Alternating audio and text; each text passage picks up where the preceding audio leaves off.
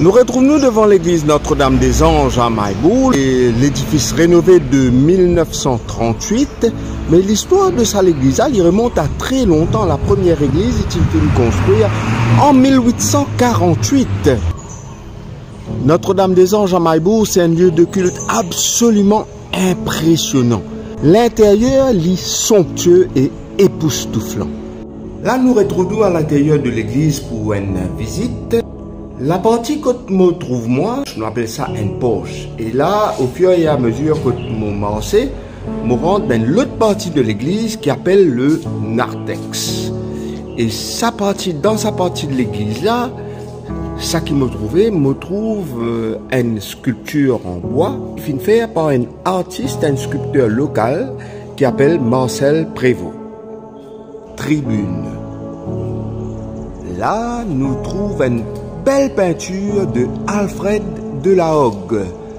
Alfred de la Hogue, qui est un peintre du 19e siècle, qui est un réunionnais, et qui vit Maurice, côte, qui épouse une Mauricienne. Il fait plusieurs peintures, ça peinte là, il finit à prendre cela à Paris dans l'atelier Gros, et il finit faire la peinture par exemple de Charles Telfair, de Maë de la Bourdonnais. Et ça lieu de culte là, son architecture, c'est néo-gothique, c'est-à-dire inspiré du gothique.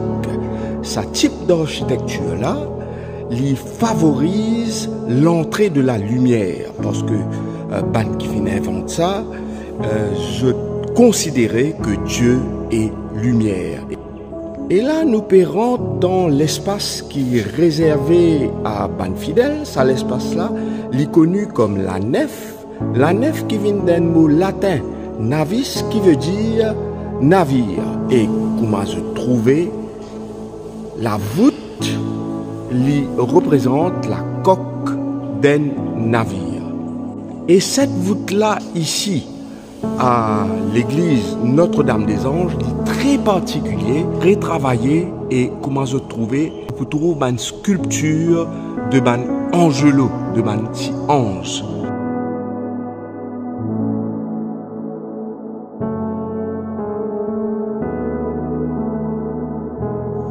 Donc, comment je peux dire ça? C'est une voûte impressionnante, hein, un grand travail, hein, admirali, guetli, une volonté de célébrer le divin à travers l'art.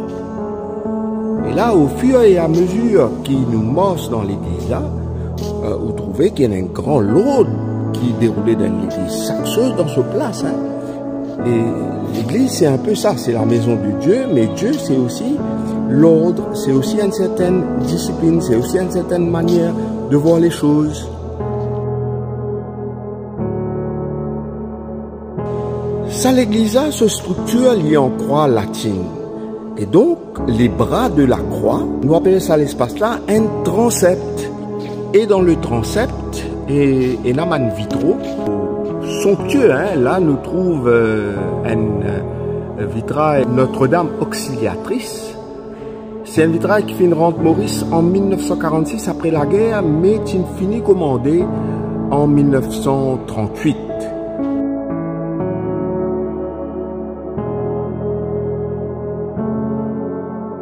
Ici, nous avons l'autre vitrail qui représente le couronnement de la Vierge par le même artiste.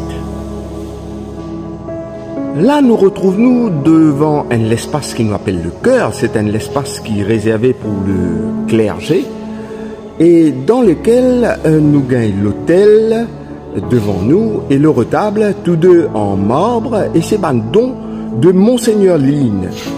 Et dans la niche, parce que c'est l'espace qu'ils ont trouvé creusé derrière dans le chevet, nous appelons ça la niche, et il y a une très belle statue, un très bel ouvrage de Max Boulet. Max Boulet qui est un artiste mauricien, architecte aussi, et l'Ifine en vie représente l'élévation de la Vierge, hein, c'est-à-dire la scène de l'Assomption.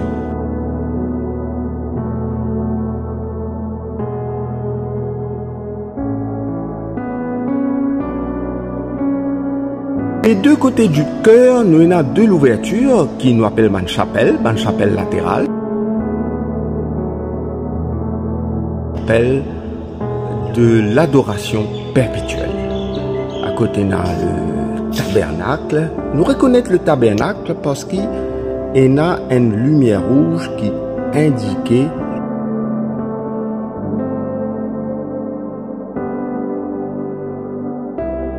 là, c'est une chaire à prêcher qui est en marbre et qui est importée de l'Italie. Et nous trouvons ici ce qu'on appelle une balustrade. Dans la cour de l'église, vous êtes capable de trouver la tombe du père Thiessé, missionnaire et ami du père Laval, qui fit une vie de Maurice en 1850 et qui fit œuvrer énormément dans la région de Grand-Port et Maibou.